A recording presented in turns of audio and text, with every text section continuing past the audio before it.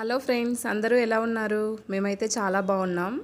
ఇక్కడ టైం వచ్చేసి early morning 2:30 అయింది. ఇంత మార్నింగ్ ఎందుకు లేచామంటే మేము ఈరోజు శ్రీశైలం వెళ్తున్నాం అన్నమాట. మాకు ఎర్లీ మార్నింగ్ 3కి జేబీఎస్ నుంచి బస్సు ఉంది.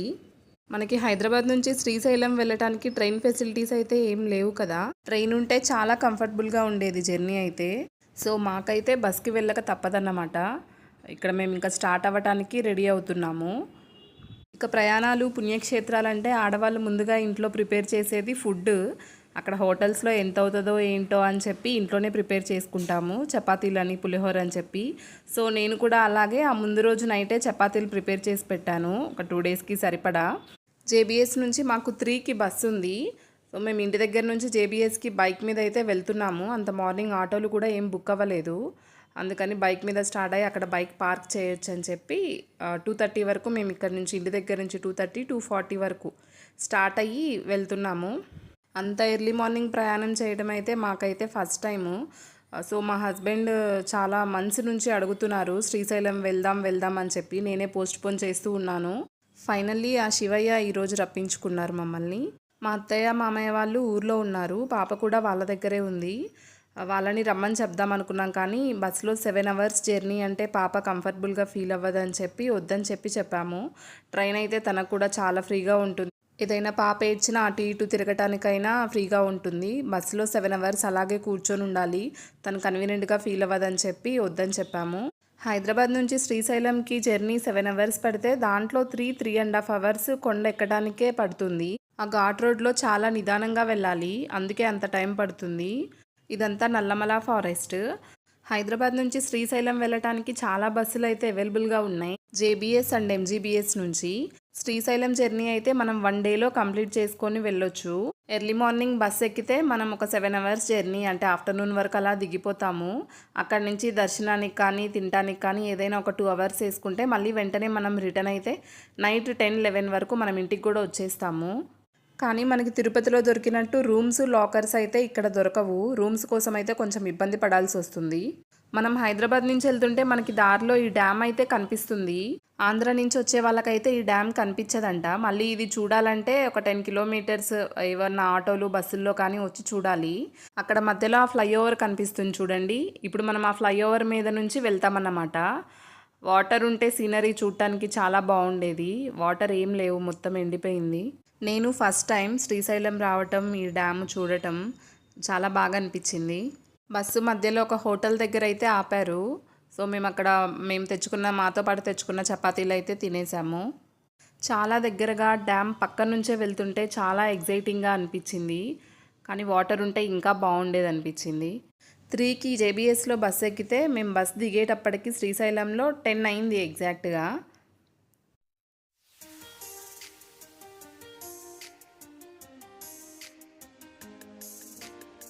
ఎంట్రన్స్లోనే ఇలా శివలింగం, నంది బొమ్మ అయితే కనిపించాయి.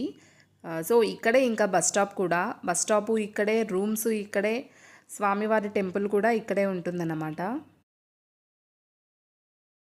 ఇంకా బస్ దిగి రూముల వెయిట్ అయితే స్టార్ట్ చేశాము, రూమ్ దొరుకుతుందో లేదో అని చెప్పి. ఇక్కడ ఎక్కువగా సత్రాలు ఉంటాయి, రెడ్ల సత్రం, కమ్మవారి సత్రం, ఇలా వేరే వేరే క్యాస్ట్ వాళ్ళకి సత్రాలు ఉంటాయి. రూముల కోసం అయితే చాలా వెతికాము. ఇక రూమ్ దొరకదేమో, ఎలా చేయాలి ఏంటి అని చెప్పి అనుకున్నాను. ఫైనల్గా బస్ దిగిన దగ్గరే నీలం సంజీవరెడ్డి సత్రం అని చెప్పి ఒకటి ఉంది, రెడ్ల సత్రము. దాంట్లోకి వెళ్ళాము. రూమ్లన్నీ ఖాళీగా ఉన్నాయి, కానీ అక్కడ ఎవరైనా డోనర్స్ చెప్తేనే రూమ్ ఇస్తామని చెప్పి అంటున్నారు. సో మేము మాకు తెలిసిన వాళ్ళకి కాల్ చేస్తే వాళ్ళ పేరు చెప్పాము. చెప్పిన వెంటనే రూమ్ అయితే ఇచ్చారు.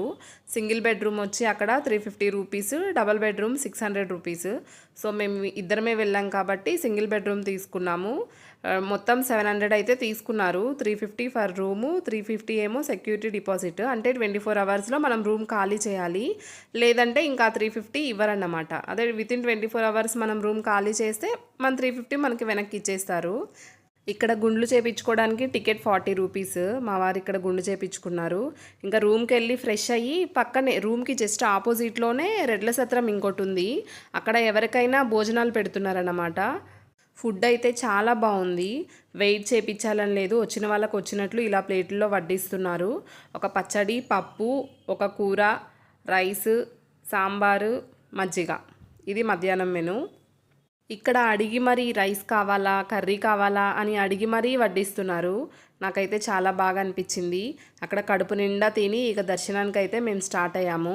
అక్కడ భోజనం టైం అయితే ఆఫ్టర్నూన్ 12 to 2 పెడతారంట. అదే నైట్ అయితే 7 to 9 వరకు పెడతారంట. ఒకసారి మీరు ఎవరైనా అక్కడ కనుక వెళ్తే భోజనాల కోసం ఏమి ఇబ్బంది పడిన అవసరం లేదు, హ్యాపీగా అక్కడ తినేసేయచ్చు. అక్కడ భోజనం చేసిన దగ్గర నుంచి గుడి దగ్గరకు అయితే ఒక 5 to 7 minutes వాక్ అయితే ఉంటుంది. సో మేము ఫ్రీ దర్శనానికే వెళ్ళాము. క్రౌడ్ అయితే చాలా తక్కువగా ఉంది. మాకు వితిన్ 15-20 minutesలో దర్శనం కూడా అయిపోయి బయటకు వచ్చేసాము. చాలా బాగా దర్శనం అయింది. వెంటనే భ్రమరాంబిక అమ్మవారి దర్శనం కూడా చేసుకున్నాము. తర్వాత జ్యోతిర్లింగాల దర్శనం చేసుకొని బయటకు వచ్చేసాము. శ్రీశైలంలో ఉన్న శివయ్యని చెవిటి మల్లన్న అంటారంట. మీలో ఎవరికన్నా ఈ విషయం తెలుసా? ఎందుకంటారో నాకైతే తెలీదు. మీకు ఎవరికైనా తెలిస్తే కామెంట్ చేయండి. ఇక తర్వాత పాతాళ గంగ చాలా ఫేమస్ అంట. ఇక్కడ పాతాళ గంగ దగ్గరికి చేరాలంటే 350-300 స్టెప్స్ ఉంటాయంట. ఆ స్టెప్స్ దిగి వెళ్ళాలి, లేదా ఇలా రోప్వే గుండా వెళ్ళొచ్చు. ఇలా రోప్వేలో వెళ్ళటానికి పర్ పర్సన్ 100 రూపీస్ అయితే టికెట్ ఉంటుంది. ఇలా 4 బాక్సెస్ లాగా ఉంటాయి. వాటిల్లో ఒక్కొక్క బాక్స్లో నలుగురిని కూర్చోబెడతారు. పాతాళ గంగను దర్శనం చేసుకొని ఆ గంగలో నీళ్లు తల మీద వేసుకుంటే చాలా మంచిదంట. అందుకని అందరైతే వెళ్తున్నారు.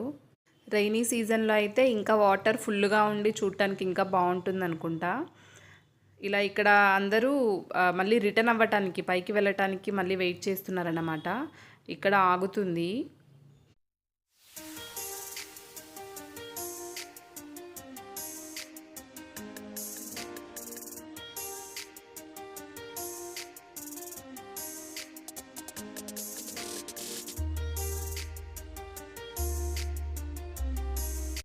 కిందకి వెళ్ళగానే మనకు ఆ నదిలోకి బోటింగ్ కూడా ఉంటుంది.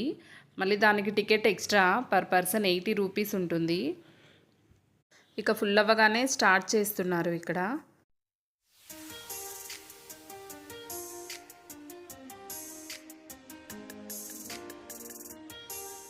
ఇప్పుడు మనం బోట్లో నుంచి అక్కడ దూరంగా డ్యామ్ కనిపిస్తుంది కదా, అక్కడ వరకు తీసుకెళ్తారన్నమాట. మార్నింగ్ బస్లో వెళ్ళేటప్పుడు మనకు కనిపించిన సైడ్ అయితే అసలు వాటర్ ఏం లేవు డ్యామ్ దగ్గర. ఇది ఆ డ్యామ్కి వేరే సైడ్ అంట. వ్యూ అయితే చాలా బాగుంది చూడటానికి. పాతాళ గంగ కంపల్సరీగా విజిట్ చేయాల్సిన ప్లేస్.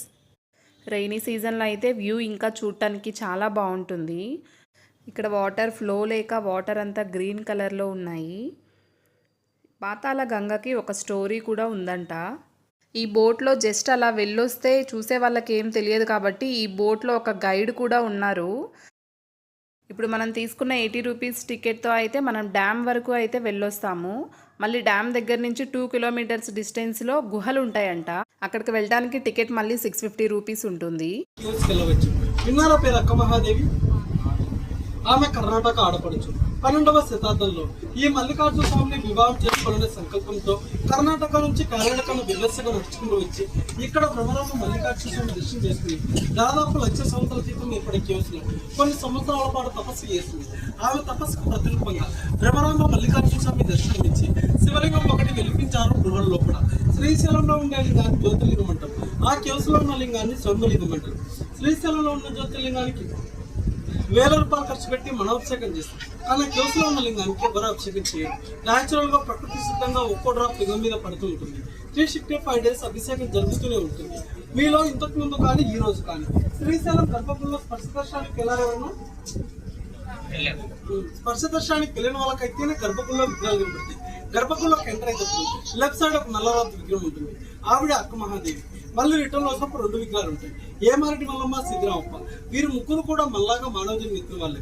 మాలాంటి మానవ జన్మిత్రుల వాళ్ళ విగ్రహాలు తీసుకెళ్లి శ్రీశైలం గర్భగుడి సాయివారు ముందు పెట్టారంటే ఆలోచించండి. వాళ్ళ భక్తి ఎటువంటిదో, వాళ్ళ చరిత్ర ఎటువంటిదో. ఇదే dam. Srisailam dam plus Srisailam project అనుకుంటాం. కానీ దీని ఒరిజినల్ నేమ్ వచ్చేసి నీలం సంజీవరెడ్డి సాగర్. ఆయన ఆంధ్రప్రదేశ్ రాష్ట్ర ముఖ్యమంత్రిగా, రాష్ట్రపతిగా చేశారు. ఈ డ్యామ్ కట్టడానికి ఆయన ఎంతో కృషి చేస్తారు కాబట్టి ఆ పేరు పెట్టడం జరిగింది. డ్యామ్ డిజైన్ అందుకే ఈ ప్లేస్ కంతా పవిత్రత. అలా గేర్లు మేము వచ్చాడు ఒకసారి.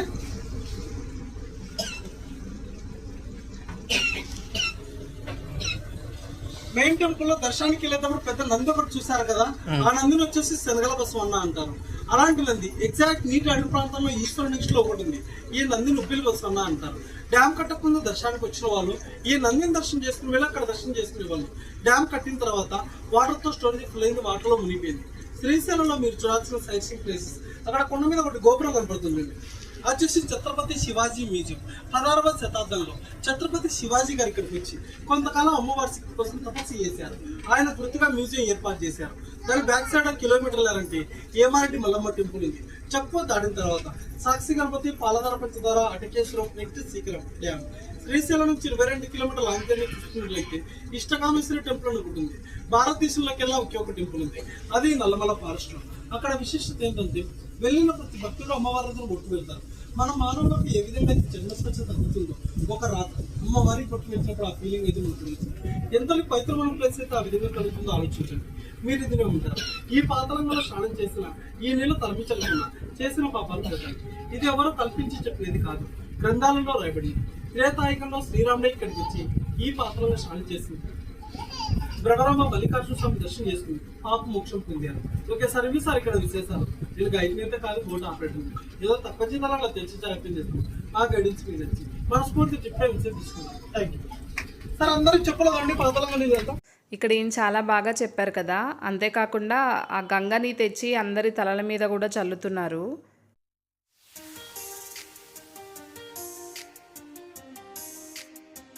మేమైతే మార్నింగ్ రూమ్ 11కి తీసుకున్నాము. 24 అవర్స్ కాబట్టి మళ్ళీ నెక్స్ట్ డే 11. సో ఎలాగో నెక్స్ట్ డే సండేనే కాబట్టి మేము ఆ నైట్ కూడా అక్కడే స్టే చేసాము. ఇంక ఇలా స్ట్రీట్ షాపింగ్కి వెళ్ళామన్నమాట. మా పాపకి నాకు గాజులు తీసుకున్నాను. చాలా బాగున్నాయి బ్యాంగిల్స్ అయితే, స్టోన్ బ్యాంగిల్స్. పిల్లలకి పెద్దవాళ్ళకి ఎవరికైనా 100 రూపాయలే అని చెప్తున్నారు. నేనైతే మా పాపకి ఒక 2 pairs, నాకు ఒక pair తీసుకున్నాను. మళ్ళీ ఈవినింగ్ ఎలాగో ఉన్నాం కదా, మళ్ళీ ఈవినింగ్ దర్శనానికి వెళ్దామని అయితే మేము స్టార్ట్ అయ్యాము ఫ్రెష్ అయ్యి. ఈవినింగ్ 8కే క్లోజ్ చేస్తారంట. మేము వెళ్ళేటప్పటికి క్లోజ్ చేసేసారు. ఇక వెళ్ళి లడ్డు ప్రసాదం తీసుకొని అయితే వచ్చేసాము.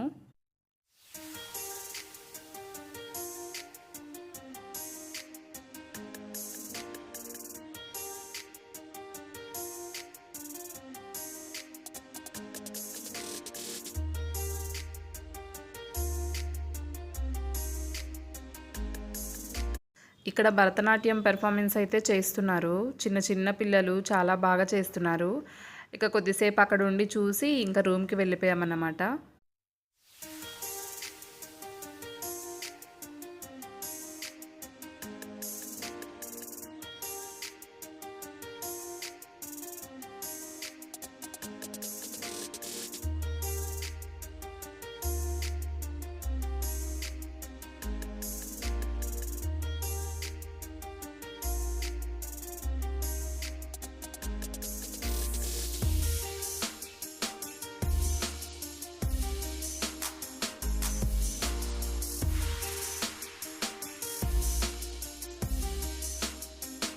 మళ్ళీ నెక్స్ట్ డే మార్నింగ్ 11:30కి బస్ అయితే బుక్ చేసుకున్నాము.